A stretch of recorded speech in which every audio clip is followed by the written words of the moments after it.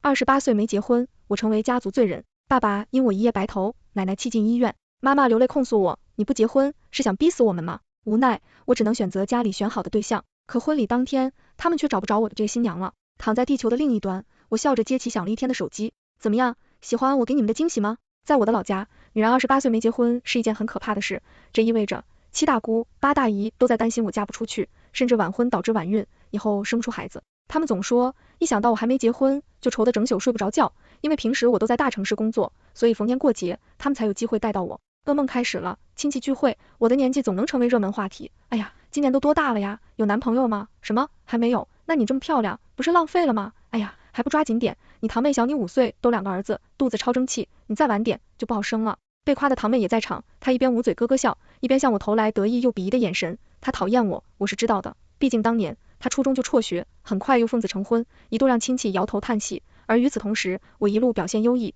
上重点大学后又入直达城市民企，是家族中的模范生。没想到，如今我俩都临近30岁，他已经2个儿子，我却连男朋友都没有，家中亲戚们的态度就变了。早知道就不该给女娃读那么多书，25岁前就该搞定结婚生子之事。28未婚的我，可不得成为重点批判对象。过往慈爱的奶奶抓住我的手苦口婆心，小雅呀，你不能只顾着自己快活，也不要去听网上那些胡说八道，得有自己的判断和主见。我们女人啊，肯定要结婚的，不然老了怎么办呢？奶奶去年不舒服住院，还不得靠你爸爸姑姑几个兄弟姐妹轮流照顾，你家就你一个孩子，以后爸妈老了，你不结婚，找谁商量，找谁轮流啊？类似的话听多了，我的内心早已波澜不惊，主打一个已读乱回。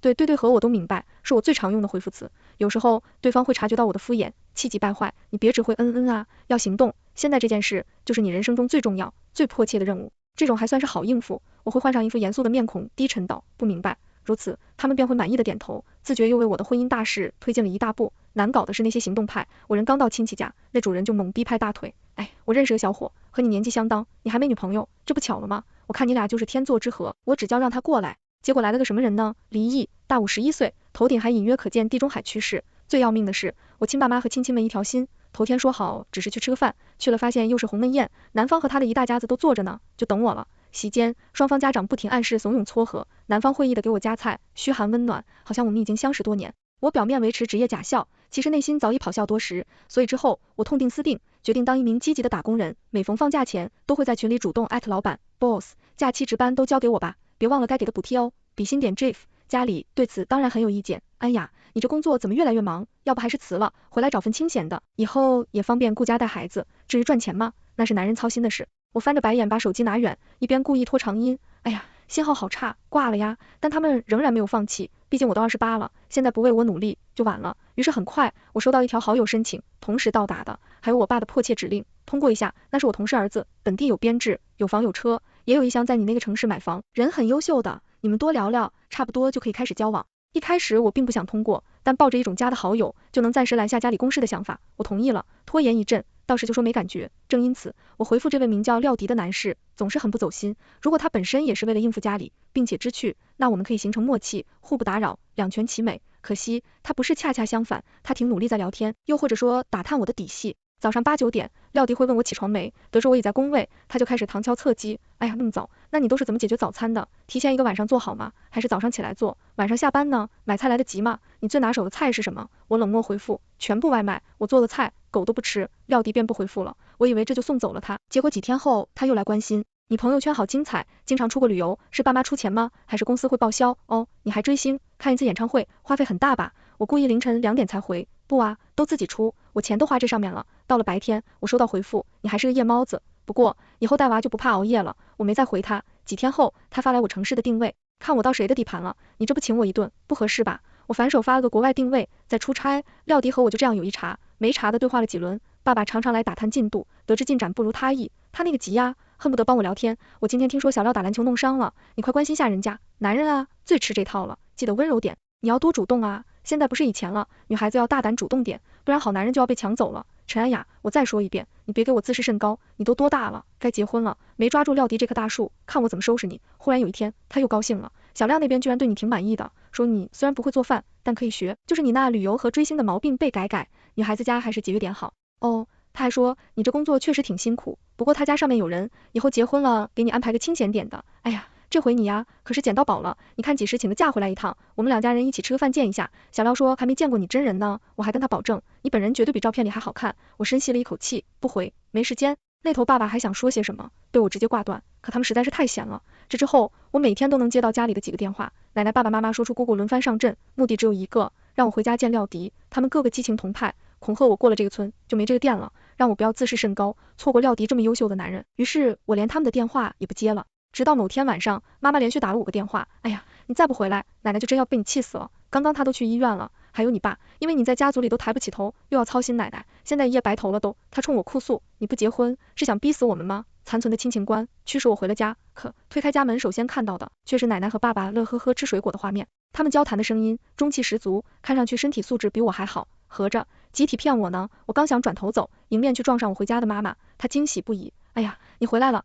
奶奶和爸爸也赶紧围在我身边，一时间好几只手搭在我身上，这是高兴我回来，还是怕我跑路呢？妈妈激动表示，今晚她要做大餐。我笑了笑，有客人要来吧？妈妈嗔怪的看了我一眼，不都是为你操心吗？晚饭果然是和廖迪一家人一起吃的，廖迪似乎对我挺满意，比照片里还漂亮，然后又问，今天这些菜都是你妈一人弄的，真厉害，那你以后肯定也是大厨级别，别灰心。晚饭后，双方家长借过出门，美其名曰给我和廖迪创造独处空间。他们离开前，我拉住妈妈的手，合适吗？两个未婚男女这样独处一室，她一脸莫名其妙，干嘛？你还害羞啊？抓住机会拿下他。家长们最终还是匆匆离去，门关上后，我听到爸爸从屋外上锁，我的心彻底冷啊。那天我和廖迪独自待了4个多小时，最后爸妈和奶奶回来时，他才恋恋不舍地和我道别。妈妈兴奋地凑上前，看来处理不错呀，刚刚进展到哪一步了？我反应平淡，就聊了会天，你们还想哪一步？闻言，爸爸竟是一脸恨铁不成钢，真没用，给了机会也不懂得上。我猛地看向他，试图揣摩他话里的深意，他到底在惋惜什么？自己的女儿和第一次见面的男人独处一时，竟然没被占便宜。刚刚冷掉的心忽然躁动了起来，我能生出了一种前所未有的报复念头。所以当晚，我第一次主动打开和廖迪的聊天框。嘿，睡了吗？我想问一下，你这边能接受的最早结婚日期是？两家商量许久，最终把婚期定在3个月后，先领证，再办婚礼。亲戚们欣慰于我的改变，安牙28结婚，29生一胎，32胎。总算能赶在30岁前，把人生中最重要的任务都完成了。而廖迪最关心的是我什么时候辞职，虽然我有一项在你那边买房，但我不想刚结婚就和你异地，我不解，为什么是我辞职，而不是你呢？他笑得一脸宠意，傻瓜，我的是编制，你是私企，能一样吗？我也笑了，这3个月，我先忙完手里的项目，婚礼结束后，我会给你惊喜。所以回到公司后，我径直去了大老板办公室 ，boss， 之前你问我外派那事，我 OK 的，3个月后出发。爸爸看上去比我还期待这场婚礼，我忍不住问，当爸爸的不应该都舍不得女儿吗？他啧了一声，想当年他们都笑话我，没胆追个儿子，只有你一个女儿，后来你迟迟不结婚，他们又笑话我，说你肯定嫁不出去了，我要养你一辈子，这回就让他们看看，你不仅嫁人了，还嫁了个本地带编制的，我有女婿了，有半个儿子了，以后看谁敢笑话我，我都安排好了，以后你和小辽要2个，一个姓吊，一个跟咱们家陈姓，这样我也能有个孙子了。我心下了然，附和道，那咱确实的大办特办，您的老同学，咱家的各种亲戚，您单位里的领导同事，统统都叫来，不叫个60桌以上，对不起您多年来的憋屈。很快就到了领证的日子，我和廖迪在双方父母的陪同下来到民政局登记，中途等得有点久，廖迪出去给大家买水，轮到我俩时，他刚好回来，手里提着一大袋瓶装橙汁，他先给了双方家长，再递给我1瓶，但我莫要，不了，我不喜欢喝橙汁，他不肯放弃，这牌子很好喝，我经常喝，你试试，试试就会爱上。我不得不耐心解释，它再好喝也是橙汁，我从小到大都不爱喝橙汁，我就受不了那个味，你能懂吗？廖迪还想和我辩论，被双方父母拦住，别吵别吵，大喜日子，先办正事，他才不情愿的闭了嘴，只是动作开始粗鲁，要他填表时，故意把笔狠狠摔在桌面，办证窗口的小姐姐没忍住提醒，先生，注意点素质。我能感受到小姐姐看向我时眼里闪过的一丝同情，最后的程序完成前，她还来得去，婚姻不算细哈，2位都确认好了吗？身后的爸爸听完很不满，怎么啰里吧嗦的，快办就是了。结婚证到手后，我回了小姐姐一个意味不明的微笑。婚礼前一天晚上，我表现得格外兴奋，大家都调侃我要做新娘子了，这么兴奋啊！我笑了笑，没说话，他们当我是默认，只有我在期待接下来的好戏。掐着时间，我以突然很想见老公一面为由，出了家门，然后取上事先备好的行李，一路畅通地上了飞机。正式起飞后，我彻底放松下来，关掉手机，安稳进入梦乡。在醒来时，你到达地球的另一端，算了下时差，也过去了10几个钟头，正是我本该出现在婚礼上的时间。刚把手机打开，就看到了满屏的未接来电，下一秒又有一个电话打入，我带着恶作剧得逞的笑容按下了接听。怎么样，喜欢我给你们的惊喜吗？来电人是爸爸。电话接通了一刻，他愣了下，反应过来后开始不停输出。他先用老家那边的土方言破口大骂了一堆，都是些侮辱性极强、不堪入耳的词汇，很难想象一个父亲会把这些词用在女儿身上。如果我是个小女孩，估计会崩溃大哭，但我不是，我已经28岁，独立而强大，更何况这也不是他第一次这样对我。当初我坚决违抗他的旨意，选了自己喜欢的大学专业时，后来我不肯听他指挥回老家考公，硬是留在了大城市拼搏时，反正每当爸爸发现我脱离他的掌控范围时，他都会非常生气，这次也是一样的道理。比起我的幸福，他更关心他的面子，他作为父亲的绝对权威。陈安雅，你他们死哪里去了？你不知道今天办婚礼吗？你知不知道现场来了多少人？你让我的脸忙哪个？您不是让我结婚吗？所以我乖乖领证了呀，领完证我可就不管了。我的态度再次激怒了父亲，他开始咆哮，你说什么狗屁玩意儿？陈安雅，我命令你，以你父亲的名义命令你，你最快速度回家来，然后跪在所有人面前求原谅，我才能考虑继续认你这个女儿，不然有你好看。我继续挑战他的底线。哦，陈叔叔，你凭什么认为我会听你的呢？他又中卖起了我，像你这种不听家里话的人，迟早会遭报应的。我等着看，看你怎么完蛋。你闹出这种事，廖家肯定要退货，到时看谁还敢娶你，你就等着孤独终老，七彩一生吧。我笑着照单全收。好的嘞，谢谢陈叔叔的祝福。电话那头忽然多了几道声音，我认出来有奶奶、妈妈和廖迪的，看来他们是发现爸爸终于打通我的电话，正争先恐后要发言。陈安雅，你别太过分了，不管怎么样，先回家来，你已经是廖太太了，要负起应有的责任。安雅呀，奶奶又不舒服了，你快回来好不好？哦嚯，那么多张嘴，我怎么应付得过来？于是索性挂了电话。为了不影响工作，我又把他们的号码都拉黑，这下世界都清静了。当天晚上，我忙完回到住处躺下，刷起了手机，大数据真的很神奇。此刻我竟然在遥远的地球另一端刷到了我自己的婚礼，帖子的标题简洁明了，远方表姐逃婚，婚礼现场爆改80岁寿宴，我来的兴趣，80岁寿宴，谁的？家里就奶奶80吧。点进去后我大概猜到了这是哪个亲戚家的小孩，也观摩了所谓的爆改全程。婚礼本该在中午12点开席，但主人公们迟迟不现身，不幸中的万幸，尽管现场乱套，菜还是准时上了。宾客们一边把菜往嘴里塞，一边闲聊，听说新娘跑了，结不成了。哦，这海鲜不错，大家快吃。新娘为啥跑啊？有谁知道不？不知道，哎，是这样的啦，家家有本难念的经，我们份子钱都给了，先努力吃回本吧。后面1点多，主持人才匆匆上台介绍主题，今天大家齐聚一堂，是为了庆贺罗爱华女士的80岁生日。罗爱华，我奶奶的大名。宾客们虽然懵逼，但还是卖力鼓起掌，感受宴劳。下次新娘再逃咋办？他们家也没爷爷了吧？这有什么难的？给他办个50岁大寿呗。评论区都乐了，这倒奶奶的，应该都没办过这么大规模的寿宴吧？哈哈，新娘跑了，你们都还只顾着吃，人生果然没有那么多观众。令人欣慰的是，除去这些调侃，评论区里竟多是对我的理解。就我心疼新娘嘛，如果不是被逼到一定程度，谁会在这个节骨眼逃跑？她肯定没有受到应有的尊重，祝福这个勇敢的姑娘吧，希望她从此脱离苦海。我默默给他们都点了赞，但我的 buff 之路也并非一帆风顺。几天后，我正埋头工作，接到了 boss 的急电，你家人来公司闹了，现在正堵在前台。我皱起眉头，这可有点难搞，眼下我是绝对安全，可公司挪不了我，他们如果天天来闹，影响了公司正常运作，那我很难不被牵连。我开始思考被开除后存款还给我支撑多久，结果下一秒波罗斯又冷冰冰的来了句，已经让保安赶走了，说公司没义务管人公司事，再来就报警。一时间我竟感动得不知道说什么好啊，谢谢老板，我没什么能回报的，只有努力工作。他只回了一个字，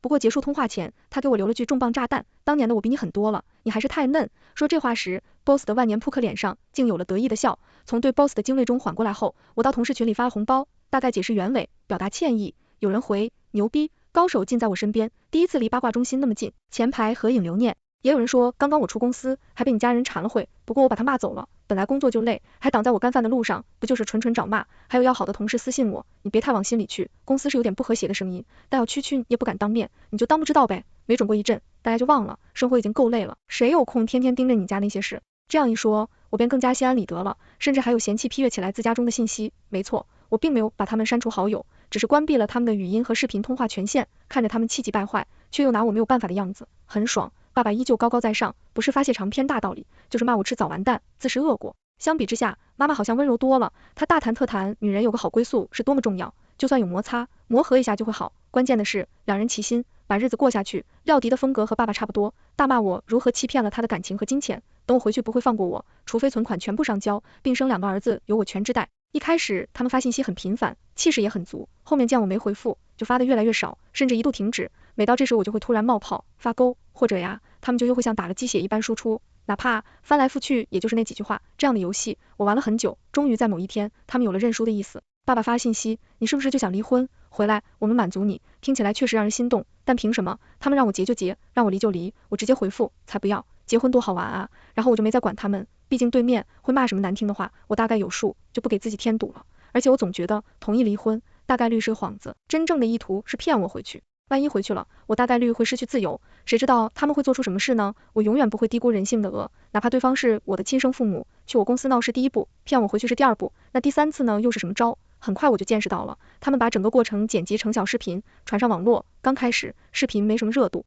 更何况爸妈和廖迪都不太懂互联网的玩法，视频呈现的效果就是一个女孩毫无征兆逃了自己的婚礼，希望广大网友能帮忙寻人。但这年头大家都不傻，舆论走向和亲戚家小孩子评论区差不多，都是理解大过指责。我为什么知道呢？因为爸爸第一时间发给了我，陈安雅，你现在滚回家，老老实实生孩子，还来得及，不然就等着被人肉、被网暴吧。你现在不回来，网友也迟早会找到你。我看着他惨淡的流量，没吱声，就这样过了3个多月吧。我终于在互联网上刷到了自己，这回他们可就专业多了。视频有一个粉丝量1000万级别的博主发布，呈现的效果也有质的飞跃，噱头很足。故事中，我被塑造成一个忘恩负义的坏女人，家人生病，我不管不顾，奶奶多次对我气进医院，爸爸为我愁得头发花白，妈妈整日以泪洗面，她就是这样，对家人很冷血。我们养她那么多年，不求她多感恩，平时有来往就好了。可，廖的就更惨了，活脱脱一个冤大头，什么房子车子都是为我而买，多少年积蓄一夜归零，结果最后我还逃婚。他还很喜欢旅游和追星，次次出去都是大手笔，尽管视频里没有明说，但给人感觉就是我吃穿用度都花的廖低钱。视频最后放出了我的真名和照片，配文：陈安雅，回家履行你该尽的义务。这次讨论量很大，我的各种账号被翻出，私信挤满了辱骂，可以说我也在全网社死。当然，山高皇帝远，我本人还是很安全，只是公司又遭殃。这回同事中有意见的人就多了，但 boss 选择站在我这边，还让官方号发布声明，近日关于我司员工陈安雅的诸多传闻都不是事实，请停止网络暴力。可惜作用不大，评论区依然充斥着辱骂声，还大公司呢，这样包庇恶心员工，拉黑，以后避雷你家产品。我细看了评论区，毫不意外的发现，高赞评论都来自有组织的水军，这1000万粉丝博主也挺牛。视频很多有歧义的地方，明明说很难界定它是诽谤还是大家会错意，我顶多告个肖像权。都再次指点，要屈服了吗？望着屋外的彩虹，我笑容灿烂。莫呢，老板，我还给他们留了惊喜。在热度发酵到最高点时，我以个人名义开了直播，弹幕是一水的骂评，我没管，自顾自播放起一段视频。只是那天，爸妈把我和廖迪反锁在屋内实录下的，家里本来没有摄像头，是我提前买好，那天趁他们不备，偷偷放在电视机后的。廖迪一走，我就把摄像头收了起来。视频影像早已实时传到我手机，爸妈和奶奶回来时，我就想给他们看的。我想告诉他们，这廖迪一点也不老实，根本不是什么好东西。但他们一回来，就只关心刚刚4个多小时里，我和廖迪有无更进一步。听到我说只是聊天，爸爸更是失望至极。可是爸爸最失望的人是我呀。那一刻我就明白，这视频给爸妈看了也没用，他们或许还会觉得我不解风情，不知好歹。我把手机放回了兜里，并决定以自己的方式报复。至于这视频，应该留给他真正的受众。现在直播间观看人数已突破10万，我的受众来了。视频里双方家长刚走，廖迪的手就开始不老实，企图在我的大腿、屁股和胸等多个部位游走。得亏我当天穿的是长袖长裤，才没能让他更进一步。我直接拍他的手，我们今天才第一次见面吧？他一脸无畏，那又怎么样？你爸妈已经认定我了，不是吗？刚刚他们出去，特意把门反锁，不就是为了给我俩创造独处空间，怕被人打扰吗？之后，廖迪又陆陆续续说了些其他，表达了他对我的志在必得，让人感到十分不适。细看整个视频，我基本都成一种警惕和防御状态。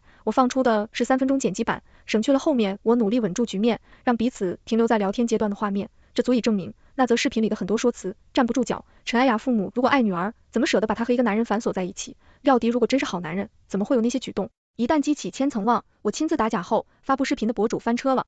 因为网友发现他都是收钱办事，为了流量和噱头，没少支人血馒头。他的上一个出圈视频，竟是呼唤出逃的被拐卖妇女回到深山，只因为那儿有她所谓的丈夫和4个孩子。这博主还想故技重施，雇了大批水军，试图引导舆论。但我为替公司官号报仇，怒砸了好多个流量包，引来了足够多的真路人，他的评论区彻底失守。我还加了当初发帖的亲戚家小孩，从他那，我总能吃到第一手瓜。我爸妈和廖迪的真面目被发现后，他们开始遭受我经历过的网暴，甚至还要更严重点，因为他们的地址和电话也被人揉出来，现实生活受到了很大影响。我家和廖家这个毫无血缘关系的小团体也闹起了分裂，他们互相指责，一开始冲突还停留在口头，后面就刹不住车，动起了手，结果只能说是两败俱伤，谁也没讨着好。我们老家是小地方，这是很快传遍他们各自的单位。之后很长一段时间里，爸爸和廖迪一进单位就要被支持点点，更要命的是，领导还对他们分别下了处分，爸爸却仍执迷不悟，把一切挂到我头上。你到底有没有良心？害得我跟你妈这样，你满意了？我冷漠敲下回复，还没满意，我要离婚，你们敢再整幺蛾子，网暴只会来得更猛烈。回国去民政局那天，我做了10足的准备，雇佣多名保镖围在身边，同时全程开直播，确保人身安全。上次一战成名后，很多网友其实也在蹲后续，所以直播间的在线人数依旧不少。这回齐刷刷的弹幕不再是恶评，而是恭喜姐姐脱离苦海。镜头偶尔会不小心拍到廖迪，弹幕就会齐刷刷转变态度，猥琐佬、丑逼、滚。廖的心里有恨，却根本没法发作。30天离婚冷静期后，我还是同样的自保大礼包，保镖加直播。很巧，给我发离婚证的工作人员，正是给我办结婚证的小姐姐。这次她看我的眼神，终于不再有同情，只剩欣慰。走出民政局，我有些意外的看见爸妈正等在门口，妈妈憔悴了许多，看见我的一瞬间，她似乎下意识想上前，却鸡蛋于我身边，声势浩荡的保镖团不敢有动作。母女到底连心，只是同妈妈对视了一眼，我竟读懂了她的内心。她想我让保镖们暂时回避，好和我单独说说话，可我并不想顺她的意，所以直接一开的目光，相较之下，爸爸就更像是在破罐子破摔。他冲我大喊，陈安雅，你现在是个离过婚的女人了，二手货，明白吗？二手货，我看以后谁还愿意娶你，到时候你就算哭着回来，跪在我面前，我也不会认你，更不会帮你。中童妈妈有拉他的衣襟，试着阻止，但完全拦不住。闻言，我第一时间转向镜头，直播间的各位都听到了吗？都来给我作证吧。刚刚我的亲生父亲说他不会再认我了，那么以后我和家里不会再来往，我们相忘于江湖。将来如果还要养老，我也只会按最低的标准给。喊完这些，我最后深深地看了我的亲生父母一眼，便直接离开。身后隐约传来妈妈带着哭腔在呼喊我的小名，爸爸则在一旁重骂不止。我也没再回头。上飞机前 ，boss 发来信息，都处理好了吗？我火速回应，私事已全部解决，感谢 boss 皮克，今后工作必定加倍努力。如此积极的态度，换来了他一个大拇指点赞。飞机起飞后，我看着下空生活了多年的城市建筑群渐渐变小，直到彻底消失。这一刻，我难免还是有些怅然。下一次回来，得是很久很久以后了吧？到时估计还得雇保镖，谁让我在这儿是真有仇家。其实除去那些糟心事，这个城市确实见证了我的一路成长，只是现在不得不说再见了，这是没办法的事。毕竟落子无悔，觉得本身就是向前，全文完结。